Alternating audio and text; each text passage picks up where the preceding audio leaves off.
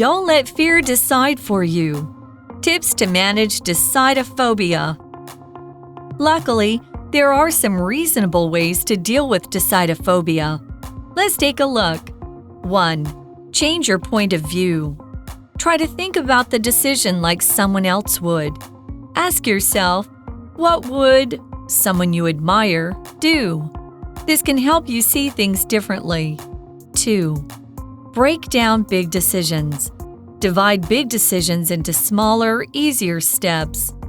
Focus on one small step at a time to build your confidence. 3. Set a time limit.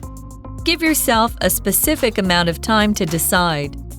This emphasizes the change from overthinking to taking action. 4. Compare the pluses and minuses. Follow this organized method. List the good and bad points. In the end, pick the decision with more pluses. Using this approach can make decision-making feel less scary. 5. Ask for help. Talk to a therapist who can give you advice and support. You can also join a group of people who have similar fears. Knowing you are not alone in your struggles can be incredibly powerful. As you continue to practice, you can become better at making decisions. Hi everyone, welcome to the show. I'm Tiffany. And I'm Laura. And we are looking at decidophobia, which is the fear of making decisions. Oh no. Yeah. So we do have good tips for today, right? Exactly. So let's take a look at that. The article says, luckily, there are some reasonable ways to deal with decidophobia. Let's take a look. Okay, I like this word reasonable.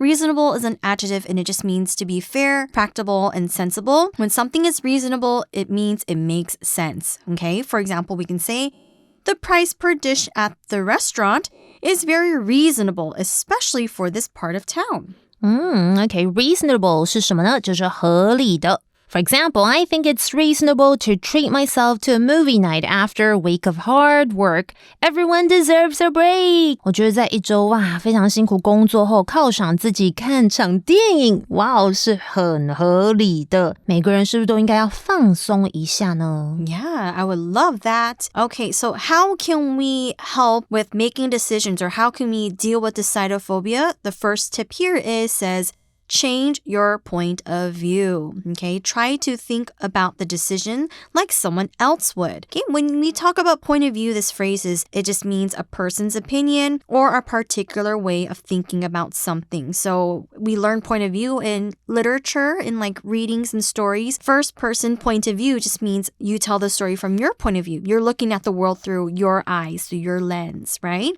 You can also look at the point of view from a third person. So this is like a narrator's view, someone who's not involved in the story. This is how they look in the world. So you can change your point of view, or we can also say to stand in someone else's shoes. Like, what would you do if you were a blah, blah, blah person? Okay, point of view, okay, 是思考的角度这样的意思。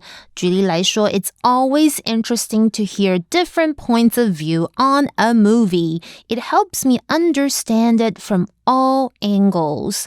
哇，听到不同的观点来看一部电影总是非常有趣哦。这会帮助我从各个角度理解它。Yeah, I like to listen to different people's points of view. I agree. You can also like learn a lot from that as well. Okay, next the article then says, ask yourself, what would someone you admire do? This can help you see things differently. I totally love doing this. I think that's a really great tip. Now, you can think about somebody that you admire. When you admire someone, it means you respect. It's a verb, and it means to respect and like someone because they have done something that you think is good, or you really respect their qualities or skills. For example, I really admire Beyonce because she always works hard and makes sure she puts on the best show or she puts out the best work that she can do for her fans. Plus, I think she's also very nice and very humble and she doesn't like show off or brag too much. Yeah, for example, we can use admire in a sentence like this. Many people admire athletes for their dedication and hard work in training. For sure, okay. Admire 就是有钦佩这样的意思哦。For example, I really admire my friend's ability to juggle multiple tasks at once, something I'm still trying to master. 我非常钦佩我的朋友呢，一次处理多项任务的能力，而且他做得很好哦，很有效率。这是我仍然在努力学习的技能。I totally admire that as well. I can't do that. Okay, another tip, a second tip, it says, break down big decisions, okay? Divide big decisions into smaller, easier steps, okay? When you break something down, it means you separate it into a smaller part, or you can kind of divide it up or analyze it. So oftentimes, like I'm not very good at math, so what I might do is I might break math problems down. It means I separate these math problems into small steps so I can understand the whole problem or the whole picture. Maybe I should do that with my cleaning. Yeah, break it down into different do small areas. things. Yeah, exactly. Break something down 就是把什么分成不同部分，或是将什么分类成什么什么。For example, when studying for exams, I find it helpful to break down the material into smaller sections, so it's easier to manage. 在考试准备的时候，我发现把资料分成更小的部分会更有帮助哦，这样更容易能掌握。That's actually a very smart idea as well. The article then mentions focus on one small step at a time to build your confidence. That's right. Confidence just means the feeling that you are good at something and that you can do it. It's basically a belief in your own ability to do things and be successful. So a lot of celebrities are super confident, or they have a lot of confidence. We can say that. For sure. I'm thinking of Tom Cruise right now. I know, he's so good. Gosh. I know. Okay, focus on something 就是专注于什么什么，或是着重于什么。For example, to finish my project on time, I need to focus on writing the report instead of getting distracted by other tasks. 为了要按时完成我的专案，我需要专注于写报告，而不是被其他的任务分散注意力，或是看韩剧之类的。OK, 那我们刚刚有看到动词 build 这个字的意思是建立、加强。而我们是 build your confidence 这个字呢 confidence 是个名词，自信心，它的形容词就是 confident。Here are the next tip, the third tip. It says set a time limit. It says, give yourself a specific amount of time to decide. Okay, that's very good advice. Now, when you set a specific time, specific here is an adjective, and it just means to be clear and exact. You want exactly that. You're not going to be ambiguous, okay? For example, we can say, please be specific about the time you will arrive so we can plan accordingly. Exactly. I hate it when they say, oh, I'll probably drop by in the Maybe afternoon. Around, like, afternoon when? Afternoon when, exactly. Can you be more It could be like 2 p.m. or 5 p.m. Yeah. Be specific 就是要明确的，要具体的。For example, when giving instructions, it's best to be specific, like telling someone to meet you by the red door, not just by the door. There could be a lot of doors, guys. Yeah. 所以给指示的时候最好要具体哦，比如要告诉别人，我们在红色那个门旁边见面，而不是只要说，在那个门旁边，那搞不好有很多门怎么办？ But in that same sentence, we actually saw our language in focus, so we're going to take a look at that.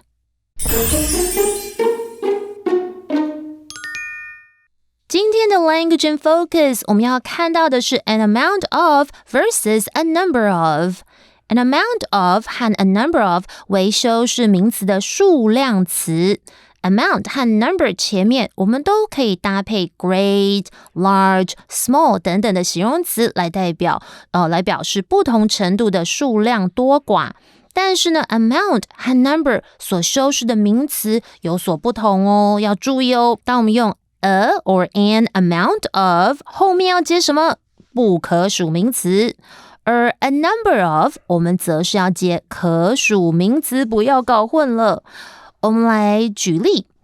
For example, there was a large amount of popcorn at the movie night. I couldn't stop munching on it. 电影之夜有一大堆爆米花，这个 popcorn 是不可数的哦，我根本停不下来。再来，我再举一个也是接不可数名词。A small amount of effort each day can lead to big improvements over time. 哇，這個好勵志哦！每天少量的努力可以隨着時間帶來巨大的進步。Keep trying. 那最後我來造一個 a number of， 那後面要接可數名詞哦。The party was a hit with a large number of guests.Enjoying the games and food. 这个派对很成功，有很多或是大量的客人，就是 guests 可以数的哦。他享受了这个游戏和食物都非常棒啦。All right, so we're back to our article. One of the tips was to set a specific amount of time to decide. So the article is continuing giving you this advice and says, this emphasizes the change from overthinking to taking action, right? Because sometimes I think if we want to make a decision, we accidentally overthink. We think too much and we think, oh no, should I do this or should I do that? But then if you give yourself a time limit, you kind of force yourself to be like, okay, I need to just pick something, right? 还是要看人。因为我真的觉得我有些朋友他真的会想太多，他会卡住。Overthink 就是想太多或是过度思考。所以刚刚我们前面是提到说我们可以设定一个时间限制哦，就是不要让无限纠结说到底什么时候要做完这个东西。这样呢可以强调从过度思考到采取行动的转变。Or maybe for people who overthink too much, this next tip can help them. It says, compare the pluses and minuses. So it's like comparing like the pros and cons. So maybe what you can do is you can list things out and think, what are the good and bad things of making this decision? 哦，对，这个好像听起来不错。最后这个 paper 我们讲到的就是比较利弊，不是最后一个，第四个 paper， 因为后面还有哦，就是我们刚有用到 pluses and minuses， 这就是好处跟坏处，或者是利弊。What can you do? Okay, it says, follow this organized method. List the good and bad points. Okay, so one great thing about comparing the pluses and minuses is you can be very organized, okay? When you're organized, this adjective just means you arrange or you plan things well or in a specific way that it is mentioned. So yeah, it just means that you're very good at sorting things in a very neat way. You know where you put things, like all your, let's say, vegetables are here, all your fruits are here, or all your stationery is in this box or things like that. Okay, they're not put randomly. Yeah, you know, sometimes I also watch the Kardashians. Okay, me too. I love that show sometimes, and sometimes I'm really, really jealous of how organized their houses are, especially Chloe's kitchen. Oh my gosh, her pantry and kitchen is so organized. I want her kitchen. Right, and her closet as well. Her clothes are like organized by according to color as well. Oh my gosh, it's so lucky for them to have that kind of space. Here we can use organized in a sentence like this. Alan's schedule is meticulously organized, allowing him to balance work, exercise, and leisure time perfectly. Organize 是什么呢？就是有条理的。This is a true story. My closet now is so organized that I can find everything I need in seconds. It's like a dream come true. 这是真的，我真的前一阵子呢，我就大整理我的衣橱，现在它井井有条，好不好？我可以在几秒钟内就找到我所有需要的东西，就像是美梦成真。And I also color coordinate， 就是我会分颜色。Like Khloe Kardashian. I know, right? I love it. Okay, good and bad points 其实就是类似的概念，就是优点和缺点。刚刚我们有提到pros and cons, pluses and minus. 那这里的 point 呢，就是方面或是特点的意思。The article then says, in the end, pick the decision with more pluses. Okay, in the end is just to say lastly or in conclusion. Okay, so yeah, pick the one that's the best choice, of course. In the end 就是最后。In the end, all the hard work paid off and we won the championship. It was worth every late night. 哇，最后所有努力都得到了回报，我们赢得了冠军。是在说奥运吗？每一个熬夜都是值得的。Wow, okay. Next, the article then says, using this approach can make decision-making feel less scary. That's right. When something is scary, it's an adjective. It means it's just frightening. Like for me, places that are really high are scary for me. So like I can't go to Taipei 101. That scares me. I can't look down. I get very wobbly or weak knees. It's very scary to me. Okay? We can also use scary in a sentence like this. The sound of thunder was so loud and scary. It sounded like a bomb going off. Goodness. 好，我们看到刚刚其实说 using this approach， 其中的 approach 这个名词就是方式、方法。Scary 这个形容词就是可怕的。我想到的是 earthquakes， 就是地震。Oh my gosh， 或者是呢，如果你们有看到鬼屋吗？ That haunted house was so scary. I almost ran out the door. I'll stick to cozy movies from now on. OK， 哇，那个鬼屋实在是太可怕，我差点看到一半然后跑出门去。所以现在开始我只看像是比较 cartoons 或是温馨的电影。Same here. I'm going to stick to the same plan. I think horror movies are so scary. Totally, especially at night. All right. I know, alone, home alone. I know, home alone at night. Oh my goodness. All right, so we have the fifth advice. It says, ask for help. Talk to a therapist who can give you advice and support. Now, I think this is great, and there's no shame in talking to a therapist as well, because it's someone who specializes in treating or helping people with their mental health. And I know a lot of people nowadays go see a therapist because you could talk to them and they could help you organize and work out your problems. 真的，我觉得如果你真的是有面临很大的焦虑感，在做决定的时候，一定要寻求帮助，然后呢，要与Therapist 是谁呢？就是治疗师，聊一聊啊，因为他们可能或许会给你很棒的建议还有支持哦。And it's their job basically. Right. They study this their whole life. Next, the article then says you can also join a group of people who have similar fears. Oh, that's great. I love that. I never thought about that. It's like a support group. Yeah, 你也可以加入一个有类似恐惧的一个 group， 然后就是类似团体治疗这样的概念。Then it says, knowing you're not alone in your struggles can be incredibly powerful. That is so true. Now, here we see the word struggle. It's a noun, and it means a long period of time in which you try to deal with a difficult problem. This might not be very serious, but for example, you need to finish your homework, but you also want to play video games. You struggle or you find it very hard to concentrate on your homework. Like the struggle of homework, video games, it really bothers you. For example, you can say, Sean's dream is to be a famous musician and has his struggles of making enough money and going for his dream. So yeah, he wants to be a musician, but he also finds it really difficult to make enough money to be a musician too. Struggle 是什么呢？就是有抗争或者是拼搏这样的意思哦，或是很纠结这样的感觉哦。For example, learning to ride a bike was a real struggle, true story. But once I got the hang of it, it felt like the greatest achievement.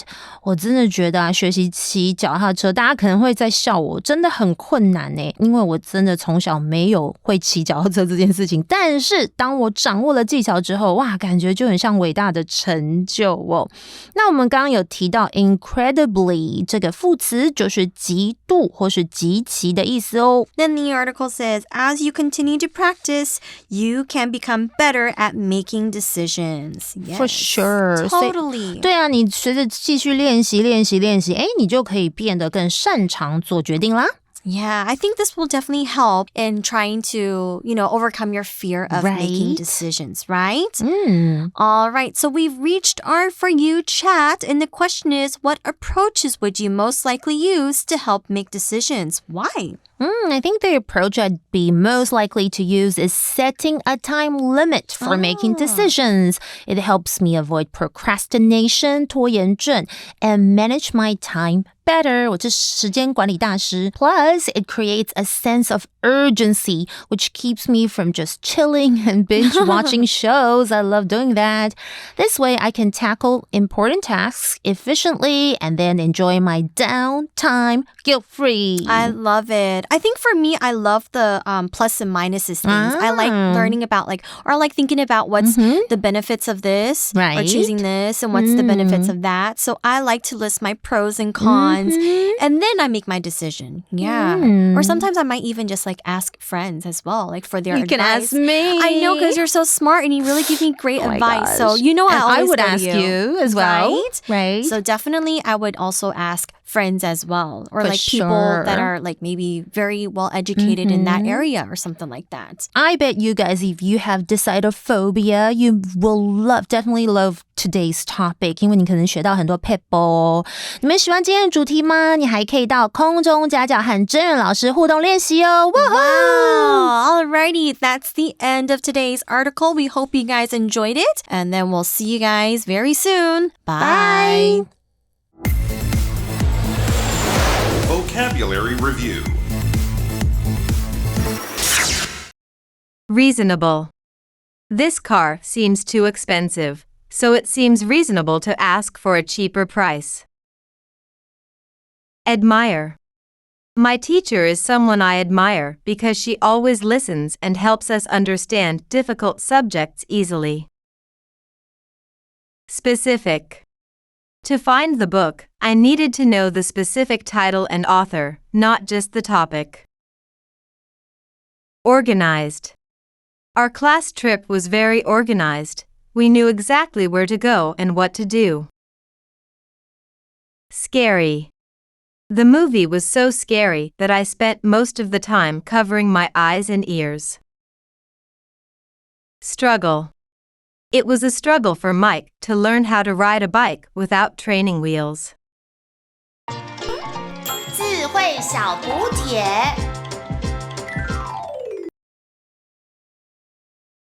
Confidence. Therapist. Incredibly.